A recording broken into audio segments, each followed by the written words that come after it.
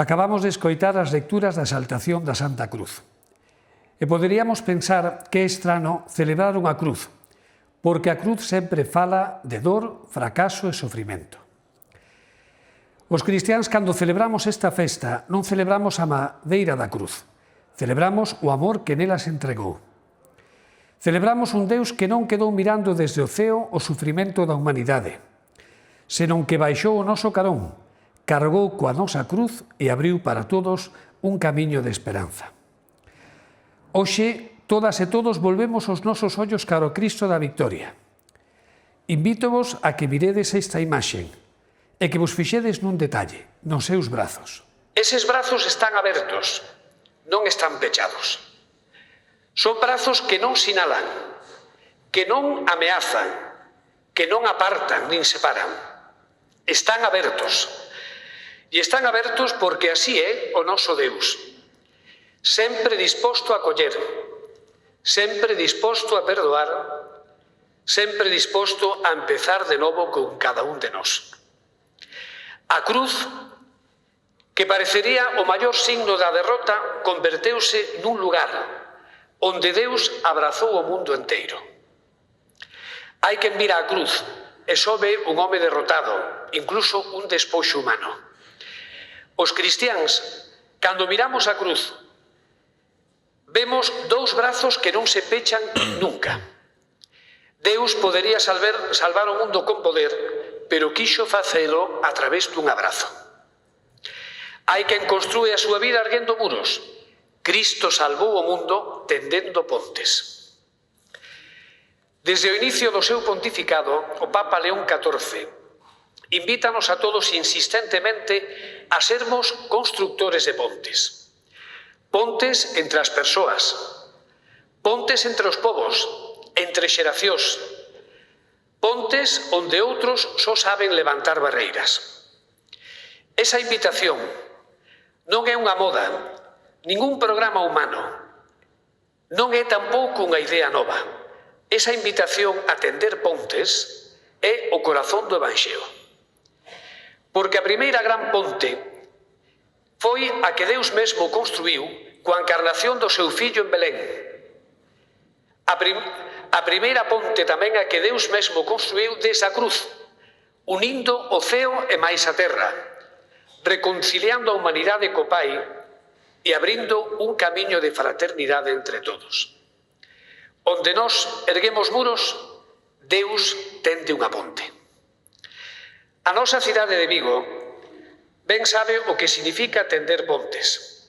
Tamén sabe ben o que significa ser porto. As pontes e os portos existen para unir, nunca para separar. Tamén a Igrexa, que somos nós, existe para unir. Cada un de nós somos chamados a unir. Por iso, invítovos hoxe a que nos preguntemos: as nosas palabras, as túas e as miñas, construen pontes ou erguen muros? As nosas familias son lugares de encontro ou de distancia? Os pobres, os enfermos, os maiores que viven sós, os mozos e mozas que buscan sentido para a súa vida, atopan en nós unha porta aberta ou un corazón pechado. E o mundo precisa máis que nunca estas respostas, porque seguimos vivindo e vendo a loucura da guerra, porque seguimos vendo povos obrigados a abandonar a súa terra, nenos os que se lle rouba a infancia ou persoas que morren na máis fonda soidade. Tamén aquí, na nosa cidade contorna, na nosa terra hai cruces, ás veces silenciosas, pero moi patentes. Familias preocupadas polo futuro, persoas que viven con angustia a enfermidade, mozos e mozas que non atopan horizontes e que teñen que ir a outros lugares, maiores que botan de menos unha visita, homes e mulleres ao mar que afrontan con incerteza cada xornada.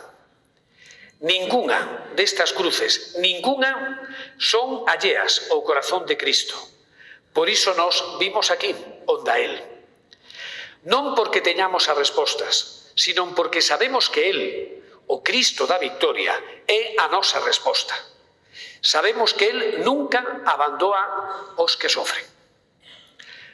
Ben, queridas irmáns e irmás, esta tarde volveremos a acompañar o Cristo da Victoria polas rúas da nosa cidade de Vigo.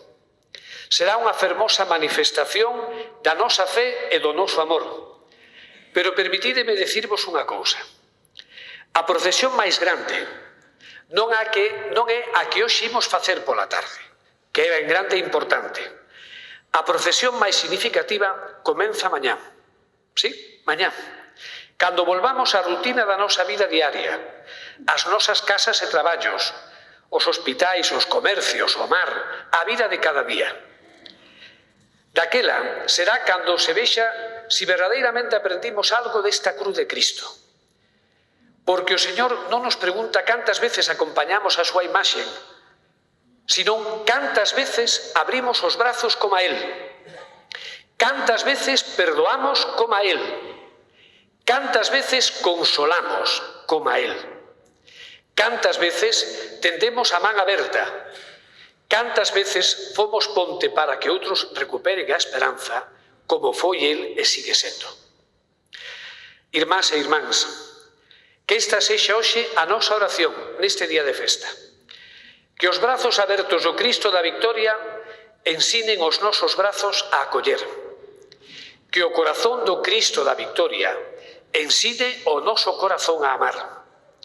E que a nosa cidade sexa coñecida non só pola fondura desta devoción, senón tamén pola fondura da súa caridade. Así, cando esta tardiña contemplemos o noso Cristo percorrendo as nosas rúas, comprenderemos que a verdadeira victoria non é vencer coa forza, senón como venceu El, vencer co amor. E esa victoria sigue sendo posible hoxe, si cada un de nós decide vivir co corazón aberto como a Cristo. Os brazos abertos de Cristo son a ponte que Deus tende á humanidade. Agora tócanos a nós non pechar os nosos brazos. Que así sexa.